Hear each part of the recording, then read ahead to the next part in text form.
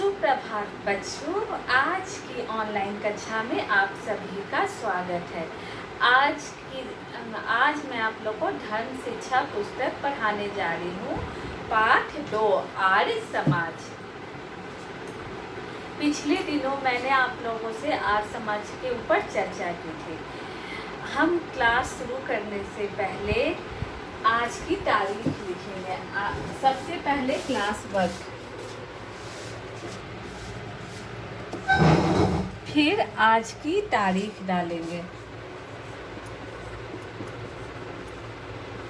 उसके बाद पाठ का नाम आर्य समाज।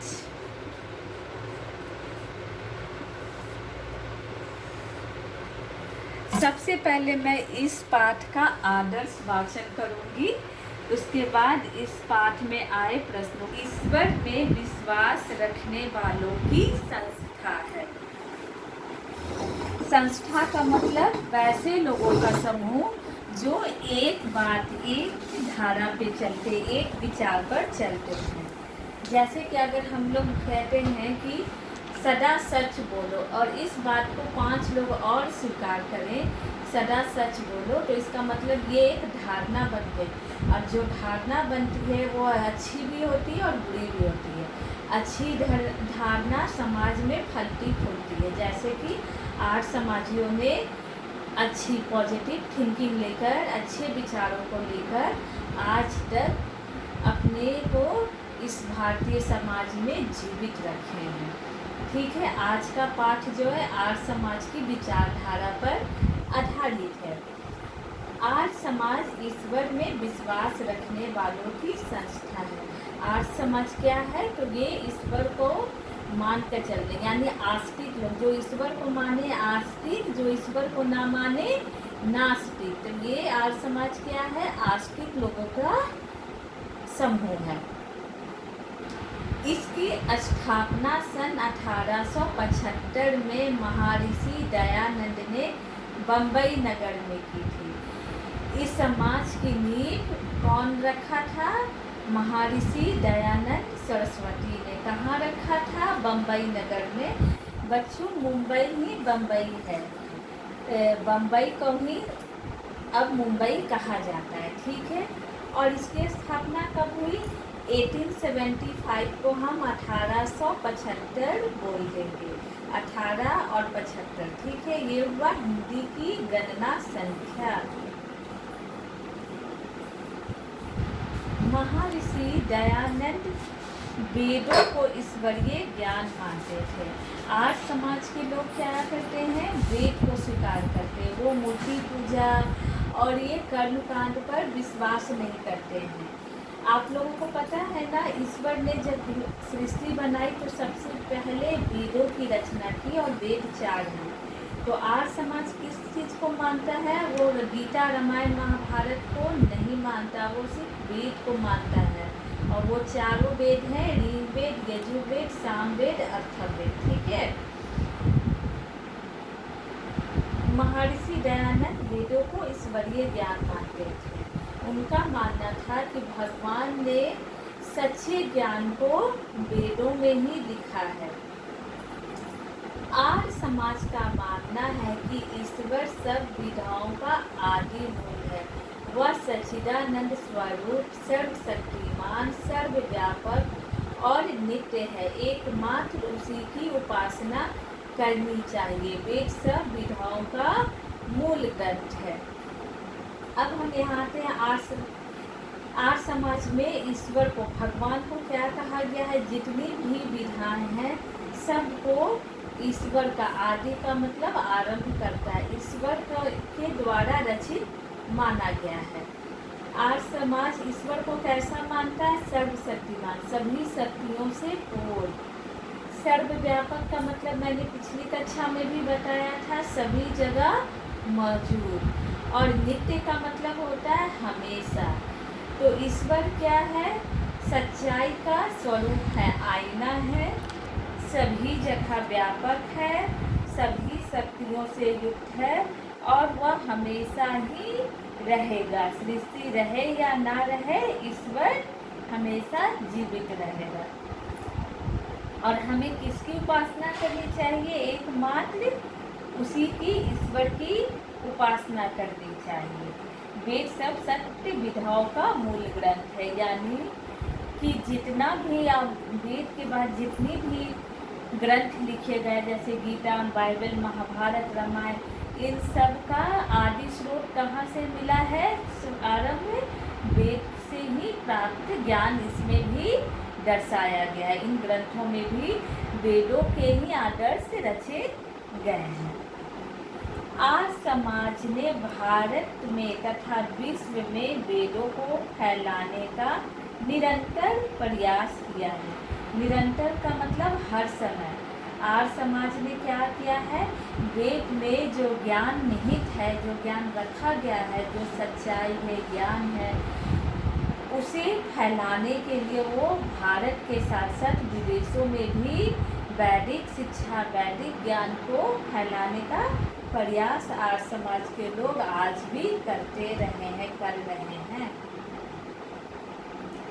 आज समाज के संस्थापक यानी स्थापना करने वाले महर्षि दयानंद वेदों से निकालकर ऐसी बातें प्रकाश में लाए जो आधुनिक जगत के विज्ञान की कसौटी पर पूरी तरह खरी उतरती है। दयानंद, महर्षि दयानंद सरस्वती ने क्या किया? वेद में जो रचित ज्ञान थे उसे एकदम हूबहू नहीं लिया, बल्कि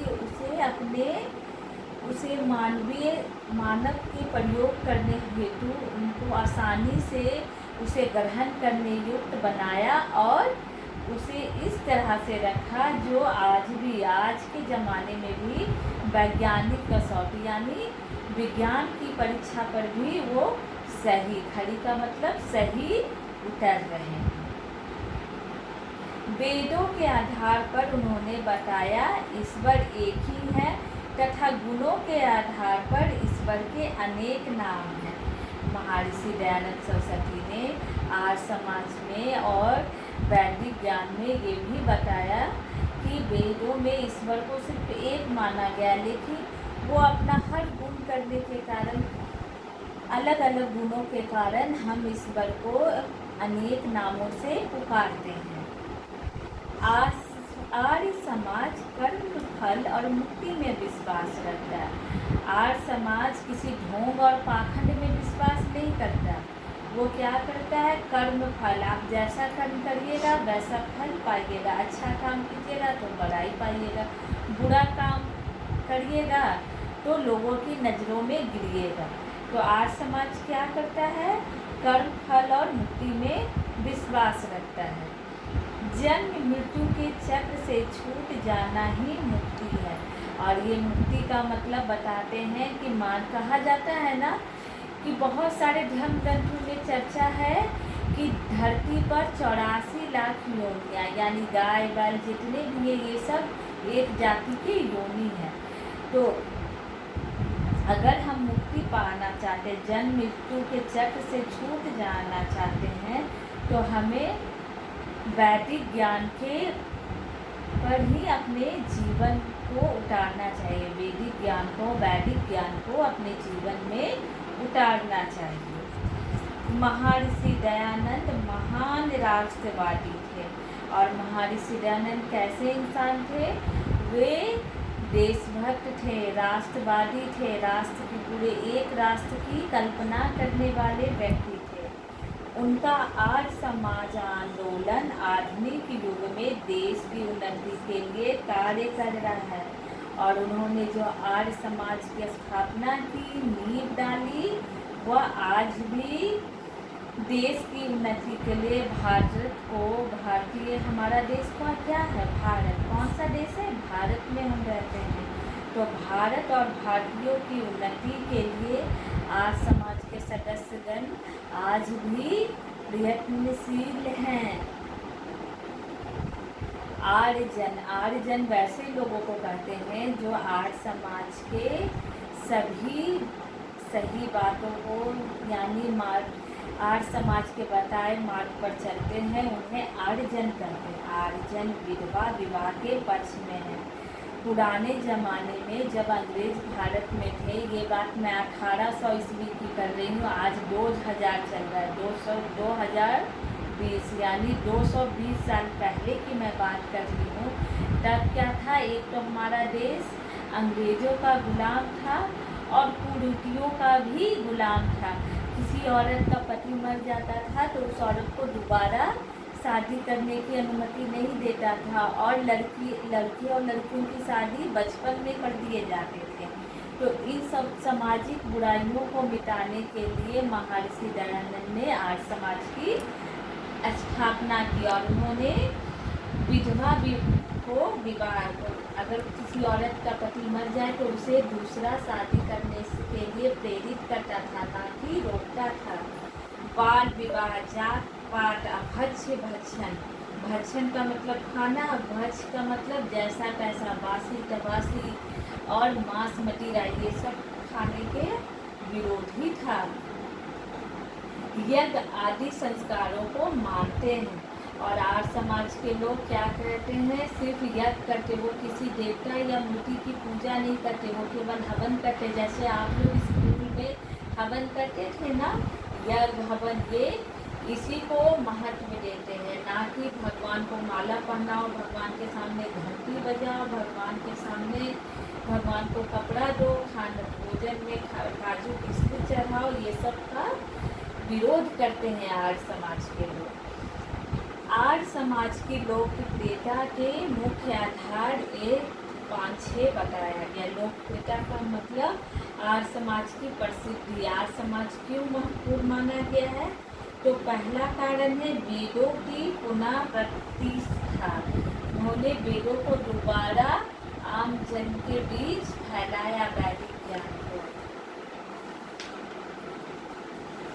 दूसरा, उन्होंने व्यक्ति को हर स्थान को समझाया कि ईश्वर एक है, यानी एक परमात्मा की पूजा करो।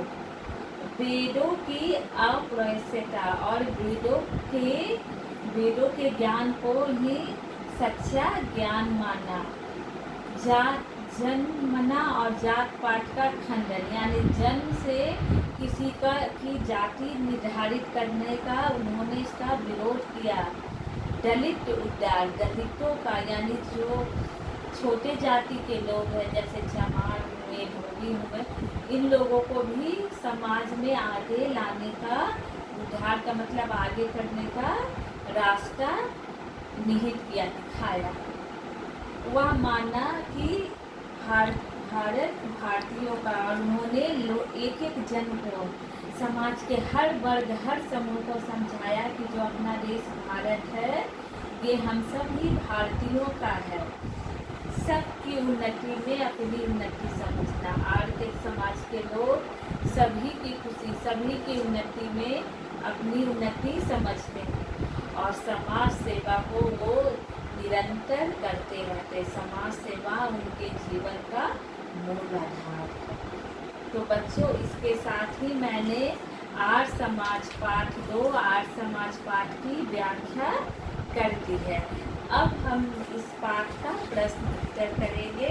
आप सभी अपनी कॉपी, बुक, पेंसिल, इरेजर सब लेके बैठोगे और सबसे पहले प्रश्न लिखोगे, जैसा कि मैं लिख रही हूँ। प्रश्न है, आर्य समाज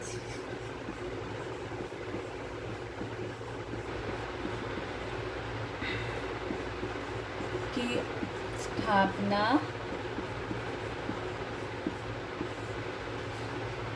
कब, कहाँ और किसने की?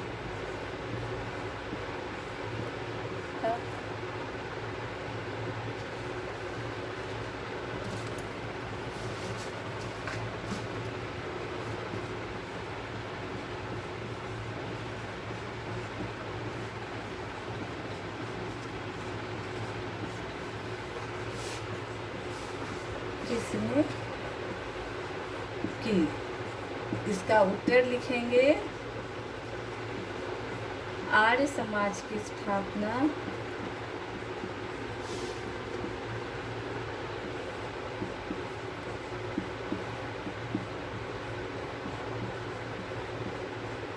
महर्षि दयानंद ने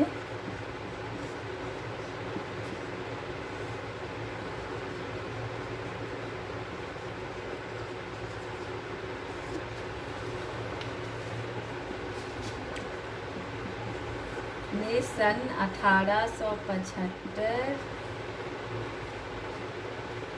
ईस्वी में बम्बई हम लिखेंगे, क्योंकि वहाँ बुक में बम्बई लिखा हुआ है बम्बई नगर में की।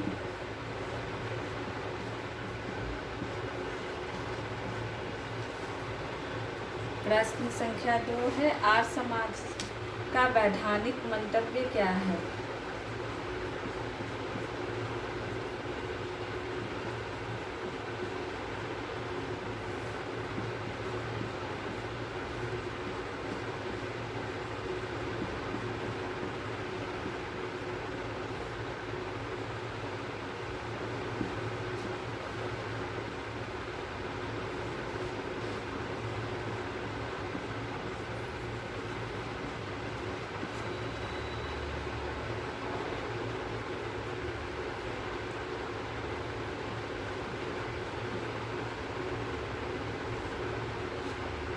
समाज को ढोंग पाखंड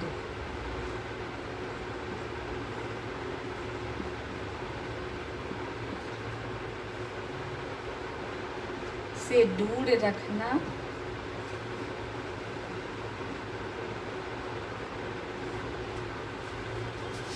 आर्य समाज का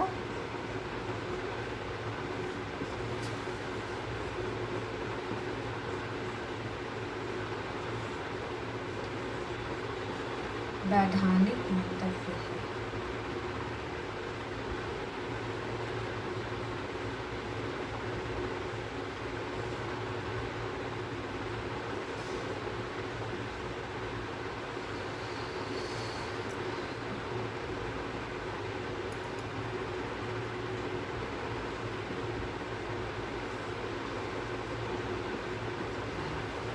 प्रश्न संख्या 3 है, आर्य समाज के अनुसार ईश्वर का क्या स्वरूप है?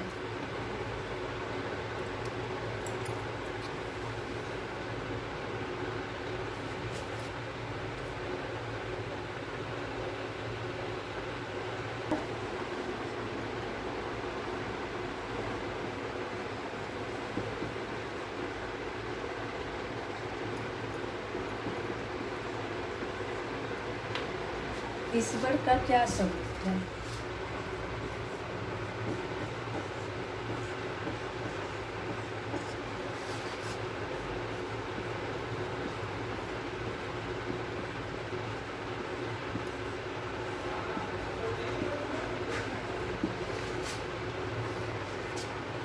ये प्रश्न 3 है।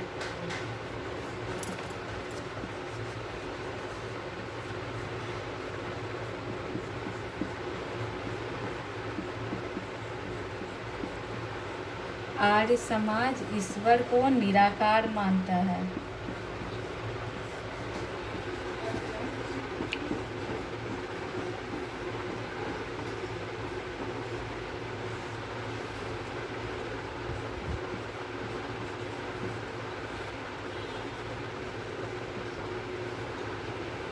अब हम प्रश्न 4 पर आते हैं। आर्य समाज किन बातों का विरोधी है?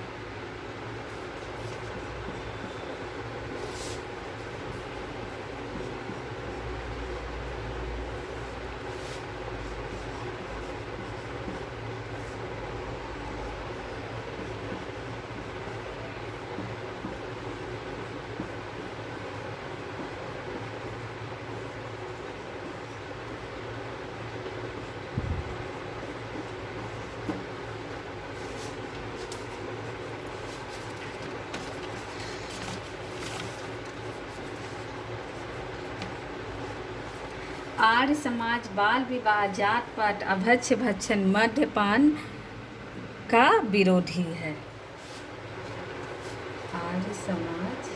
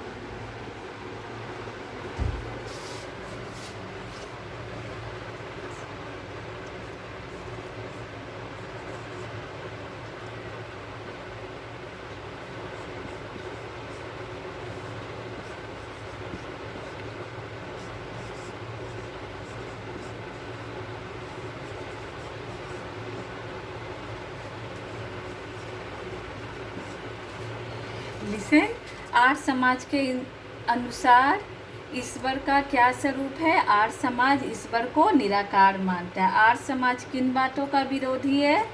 आर्य समाज बाल विवाह, जात पात, अभक्ष्य भक्षण, मद्यपान का विरोधी है। इसके साथ ही प्रश्न संख्या 3 और 4 का उत्तर मैंने लिख दिया है। अब मैं प्रश्न संख्या 5 लिखने जा रही हूँ। आर्य समाज की लोकप्रियता के कोई 3 आधार बताओ।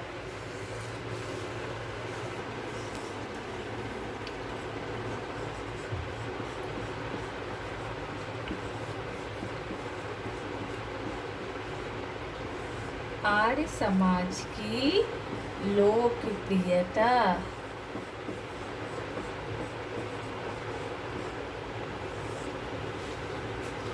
के कोई 3 आधार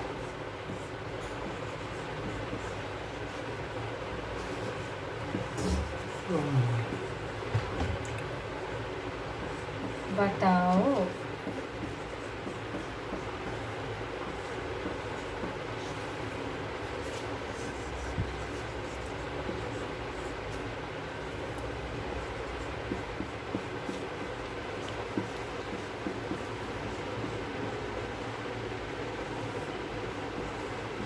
आर्य समाज की लोकप्रियता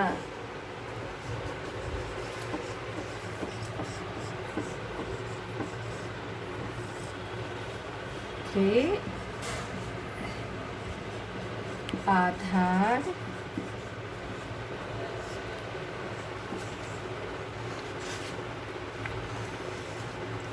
एक परमात्मा की पूजा। सबसे पहला है वेदों की पुनः प्रतिष्ठा।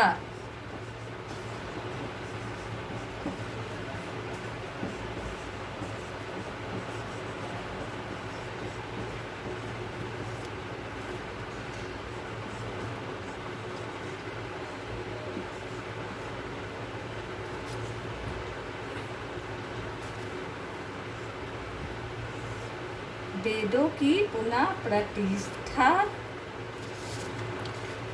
अब दूसरा है एक परमात्मा की पूजा।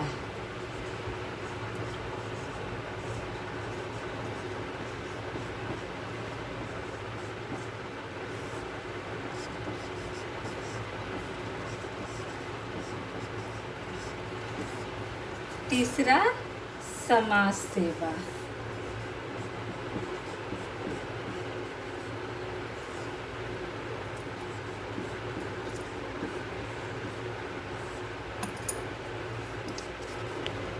बच्चों, पाठ 2 आर्य समाज का अब मैं समापन करती हूँ। इस पाठ को मैंने आज आप लोगों को पढ़ाया और इसके प्रश्न उत्तरों को लिखा दिया। ठीक है, अब आप लोग क्या करोगे, इसे CW में करोगे क्लास वर्क में। और आज का होमवर्क होगा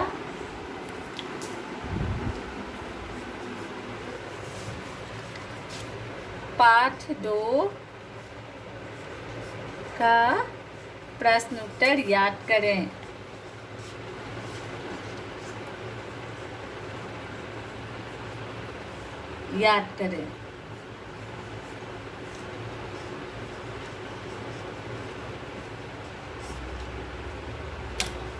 इसके साथ ही मैं इस पाठ का समापन करती हूँ।